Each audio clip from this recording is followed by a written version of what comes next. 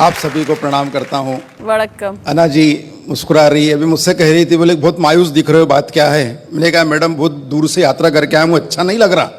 तो अन्ना जी एकदम करीब आके बैठ गई, बोले अब कैसे लग रहा? मैंने कहा अन्ना जी आप मेरे करीब आके बैठी तो मुझे ऐसे लगा जैसे कश्मीर खुद चल के केरल के पास आ गया। Very good, very nice. 4 पंक्तियां पढ़ रहा हूँ कि 8-10 बैल मिलकर अंग्रेजी फिल्मों के पोस्टर खा रहे थे। अच्छा, 8-10 बैल मिलकर अंग्रेजी फिल्मों के पोस्टर खा रहे थे। यह दृश्य देखकर नन्हे नन्हे बछड़े ललचा रहे थे। अच्छा। थोड़ी देर पश्चात मुझे पता चली यह बात, तो मैंने एक बैल से पूछा क्यों रे, सारे के सारे पोस्टर खा लिए, बछड़ों को नहीं दिए? तो बैल गुस्से से बोला उस पर तो लिखा था केवल वयस्कों के लिए।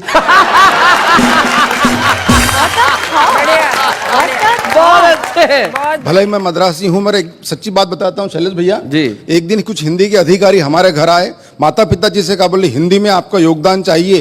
अब वो दोनों मद्रासी, उनको हिंदी आती नहीं, उन्होंने मुझे सामने कर दिया, बोले इसको लेके जाइए। 4 पंक्तियां पढ़ रहा हूं कि मित्र की असफल शादी के बाद जब सफल तलाक हुआ। वाह, सफल शादी के बाद जब मित्र की असफल बहुत शादी अच्छे। के बाद जब सफल तलाक हुआ, तब तलाक के दस्तावेज पे दस्तखत के लिए मित्र के पत्नी ने पुराने संबंधों को याद करके थोड़ी सी हिम्मत करके मित्र से पूछा आपके पास पेन है क्या? हाँ। मित्र बिगड़ते हुए बोला बिछड़ते हुए भी तुमने किन शब्दों को छुआ है, अब पेन की क्या कमी है, सारा पेन तो तुम्हारा ही दिया हुआ है। बहुत अच्छे। अच्छा है, बहुत अच्छा है। रोहिन भाई साहब, मेरे पिताजी, मेरे दादाजी, मेरे बड़े भाई सभी पुलिस विभाग में हैं। हमारे खानदान में कोई कवि नहीं शैलेश भाई जी। सिर्फ मैं अकेला ही कवि हूँ। कभी कभी तो मेरे पिताजी मुझे गौर से देखते, आखिर गलती हुई कहाँ। एक दिन मुझसे कह रहे थे, बोले बेटा कवि सम्मेलन तो रात में रहते, दिन में पुलिस की नौकरी कर ले। मैंने कहा ठीक है। मैं पुलिस के भर्ती में गया तो कमिश्नर साहब ने मुझे ऊपर से नीचे तक देखा और बोले क्यों रे मनोज, तेरे हाथ अगरबत्ती, पैर मोमबत्ती, फिर भी होना है पुलिस में भर्ती? तो मैंने कमिश्नर साहब से कहा, मैंने कहा साहब मेरा सिर्फ इतना है कहना, मैं तो ये बताने आया था कि मेरे भरोसे पे मत रहना। कमिश्नर साहब मुस्कुराए, एक कांस्टेबल को बुलाए, उसके हाथ से टेप लिया, मेरे छाती से लगाया, बोले मनोज मद्रासी छाती फुलाओ। मैंने अपनी छाती फुलाई, बोले बताओ देश के लिए क्या कर सकते हो? मैंने कहा कमिश्नर साहब अपने देश के लिए अपने खून की आखिरी बूंद तक दे सकता हूं।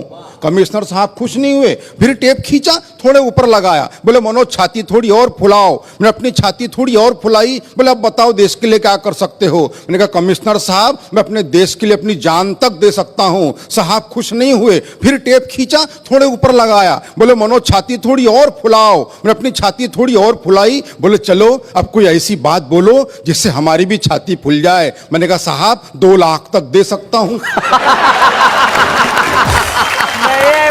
बहुत अच्छे। मगर मैं सच्ची बात बताता हूं, मैं पुलिस में भर्ती तो नहीं हुआ, मगर जब कोई पिताजी रात में गश्त पे जाते मैं उनके साथ जाता हूं, वहां से मैंने हाथ से उठा के लाया आनंद ले कि रात में गश्त के दौरान रास्ते में सो रहे कुत्ते को पुलिस वाले ने डंडे से मारा। कुत्ते ने गुर्रा के देखा और चुप हो गया बेचारा। मैंने कुत्ते से कहा अरे पुलिस वाले ने तुझे डंडे से मारा, क्या तेरे मन में उसे काटने के भाव नहीं जगे? कुत्ता बोला जगे, मगर पुलिस वाले के मुंह कौन लगे? जैसे ही पुलिस की जीप बड़ी आगे, 2 चोर आ रहे थे भागे भागे। पुलिस वालों ने चोरों को पकड़ा, अपना हाथ दिखाया तगड़ा। थोड़ी देर बाद दोनों चोर मुस्कुराते हुए जाने लगे तो मैंने चोरों से कहा बेवकूफो शर्म करो थोड़ा, चोरी करने के बावजूद पुलिस वालों ने तुमको छोड़ा। तो एक चोर बोला ऐसे ही थोड़ी छोड़ा, कुछ हमने छोड़ा तब कहीं जाके छोड़ा। बहुत अच्छे, बहुत बढ़िया, बहुत अच्छे। ये छोड़ा छोड़ी का दौर चलता रहेगा। हाँ। मैं 2 पंक्तियां पढ़ता हूं कि विषय था अपने विचार कम शब्दों में किस तरह बोले। इस विषय पर एक विचारक स्वयं 2 घंटे तक बोले।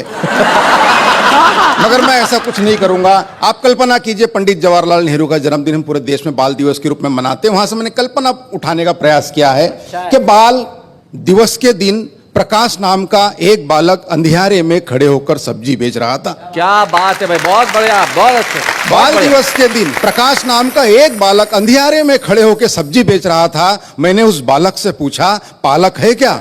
उसने मुझे घूर के देखा और बोला भाई साहब अगर पालक होते तो मैं सब्जी क्यों बेचता? क्या बात है, वाह वाह वाह। बोले अगर पालक होते तो मैं सब्जी क्यों बेचता? मैंने कहा बेटा मैं उस पालक के बारे में नहीं पूछ रहा, ये बता ये पालक क्या भाव बेच रहा? उसने फिर मेरी तरफ देखा और बोले ले जाओ, वैसे भी आजकल पालक को भाव कौन देता? आहा आहा, क्या बात है। बोला ले जाओ, वैसे भी आजकल पालक को भाव कौन देता? तब जाके मैंने लिखा है कि कहीं छाव कहीं धूप होते हैं, बच्चे बच्चे भगवान का रूप होते हैं, कुल का दीपक बुढ़ापे की लाठी, जाने कैसे ख्वाब सजा लेते हैं, बच्चों का भविष्य उज्जवल हो इसीलिए माँ बाप अपना वर्तमान जला देते हैं। क्या बात है वाह वाह भाई, बहुत अच्छा लगा। माँ बाप अपना वर्तमान जला देते हैं कि चेहरा चेहरा खिला खिला था, मित्र आज बरसों बाद मिला था, उसके ठाठ बाट देखकर कई विचार जागे मेरे खोपड़ी में, ऐसा लगा जैसे कृष्ण आए हो सुदामा के झोपड़ी में। वाह वाह वाह वाह। ऐसा लगा